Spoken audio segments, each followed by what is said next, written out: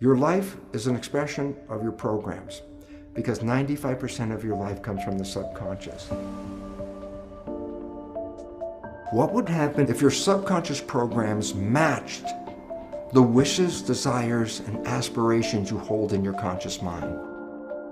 Twice a day, your brain is prepared to download information, and this is where you can reprogram your subconscious mind. The conscious mind, being creative, can learn from reading a self-help book, going to a lecture, watching a movie. The conscious mind can learn from something as simple as, aha, I just figured it out. So the conscious creative mind has many different ways of downloading information. But the two minds are not connected in the sense that if the conscious mind learns something, does it mean that the subconscious mind has learned this as well? And the answer is absolutely not. The conscious mind learns through its creative processes, but the subconscious mind learns primarily in two ways. I say, so what's different? I say, conscious mind, read a book, watch a movie, hear a lecture, it's downloaded, it already knows. Subconscious mind doesn't learn that way. The subconscious mind is a habit mind. Well, there's two ways to get programs into that subconscious mind. Number one was the way we downloaded information into the subconscious mind in the first 6 or 7 years of life, and that is this. The subconscious mind is operating at a vibrational frequency of theta, which is hypnosis. So it says, oh, yes, you can download information straight into the subconscious if your mind is in a state of hypnosis. So that's one way of acquiring a program. I said, well, the first 6 or 7 years, that's brain of a child is predominantly operating in theta hypnosis, but now you're older, now what do? I go, well, here's an interesting fact. Twice a day, your brain goes through a period of theta vibrational activity. Twice a day, your brain is prepared to download information through hypnosis. I say, well, when does that occur? Well, remember, there are vibrational frequencies that ramp up. When you're sleeping, you're at the lowest vibrational frequency called delta. As you start to wake up, but you're not fully awake, that's twilight reverie. That's where you're just waking up and everything. You're still in a dream world. You're in the real world. You're mixing the two. That's a period called theta. So you go from dead sleep, delta. As you begin to wake, the vibrations start to go up and you're in theta. So there's a period of theta where hypnosis can occur. But as you get more awake, theta gets to a higher vibration. Alpha, that's calm consciousness. You're just waking up. You're doing your routine chores of getting ready to leave the house. And by the time you're getting ready to go to work or at work, your brain ramps from alpha, calm conscious, to beta, which is the active consciousness that we usually engage in the busy world in which we live. Well, then you come back home. Well, you've been operating in beta at work, and guess what? You come home, you start to calm down, your brain slips into the lower vibrational frequency, alpha, calm consciousness, and as you start to get ready to go to bed, guess what? From alpha, it drops down to theta as you start to fall off to go to sleep. And when you finally are in sleep, you go from theta to delta. So that means as you're going to sleep, as you're going from the alert state to the sleep state, you also pass through theta. So twice a day, your brain is engaged in theta. On the way in waking up, going from delta to higher vibrations, you pass through theta. On the way of going to sleep, you go from higher vibrations to delta and again pass through theta. So twice a day, your brain is in a state where it is in a state of hypnosis theta. And this is where you can use subliminal tapes to reprogram your subconscious mind. As you go to bed, if you put earphones on with subconscious programming to change whatever behaviors you want to change, as you're going to bed, those earphones on your head, as you go into theta, your alpha consciousness is now disappearing. You're in theta, and in that period of theta, which is twilight reverie, the recording of the tape is being downloaded straight into the subconscious.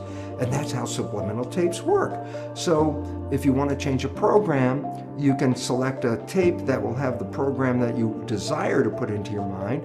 And every night as you go to bed, just put the earphones on and you will be in a process of self-hypnosis. Hypnosis is indeed the first way the subconscious mind learns. But after you pass 6 or 7 years of age, the subconscious mind learns in a different way, and that is called habituation. Meaning, if you repeat something and repeat it and repeat it, the subconscious mind will download it and make it a habit. So for example, you wanted to learn the ABCs. How did you learn the ABCs? You started A, B, C, D, E, and then you couldn't remember, and then you started A, B, C, D, E, F, G, and you repeat it, and finally you get to Z.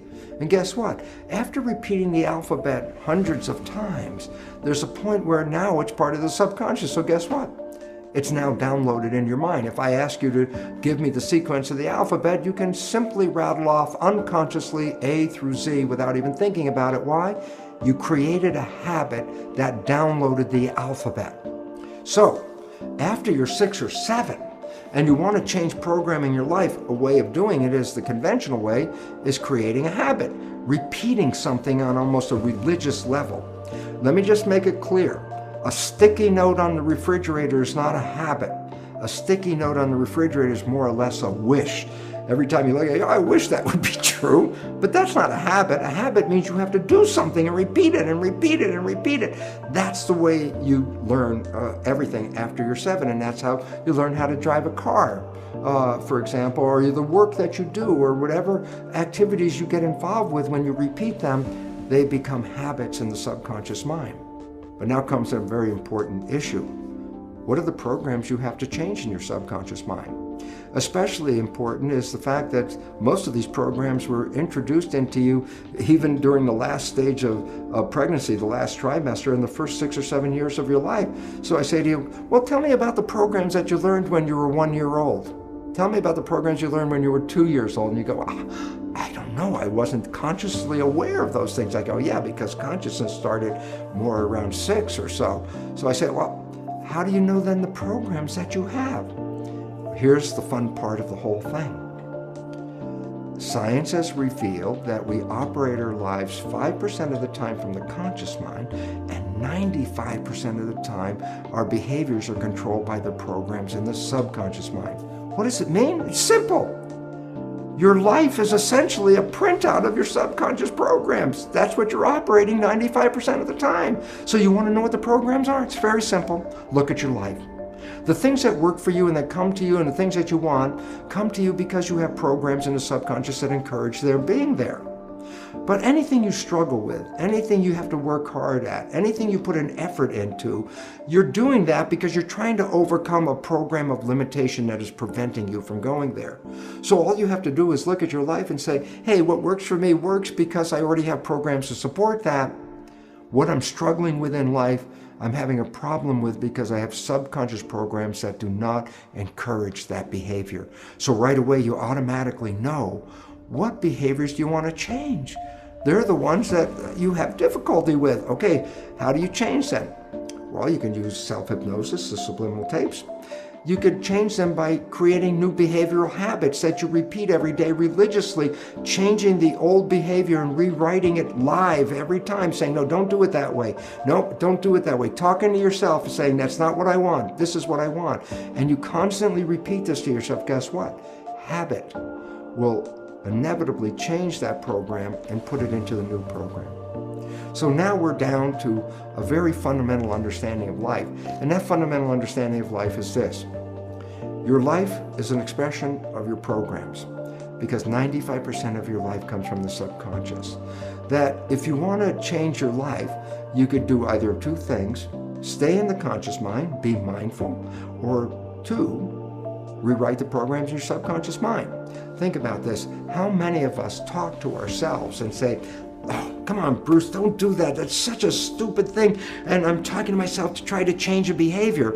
And it's very frustrating because the more I talk at myself, the less the behavior is changing. And the more I talk, the more angry I get with myself because I'm not listening to my own suggestions.